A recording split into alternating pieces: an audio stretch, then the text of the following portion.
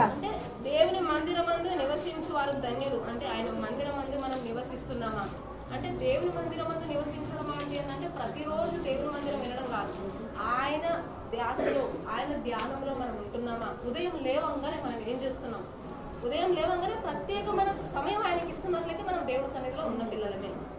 మనం ఆ సమయం మనం ఆయనకి ఇస్తున్నామా అది మనం కూడా గమనించాలి. లేవంగానే ప్రత్యేకమైన సమయం, ఫస్ట్ సమయం ఆయనకి ఇవ్వాలి. కొంతమంది అట్లా చెయ్యరు, అంటే పొద్దున్న లేస్తే బయటికి వెళ్ళేది ఉంది, రెడీ అవ్వాలి వెళ్ళాలి అని ఇవి కూడా మర్చిపోయే పరిస్థితులు ఎదురవుతున్నాయి. అట్లా కూడా మనకు శ్రమలు, కష్టాలు, బాధలు, అవమానాలు ఎదురవుతున్నాయి. ఇవన్నీ క్రైస్తవ విశ్వాసాలలో ఎందుకు అవుతున్నాయి? మనం దేవుని నిందించే పరిస్థితి ఎందుకు వస్తుంది, క్రైస్తవులను ఎగతాళి చేసే పరిస్థితి ఎందుకు వస్తుందంటే కారణం ఇది. ఫస్ట్ ప్రత్యేకమైన సమయం ఆయనకి ఇవ్వకపోవడం.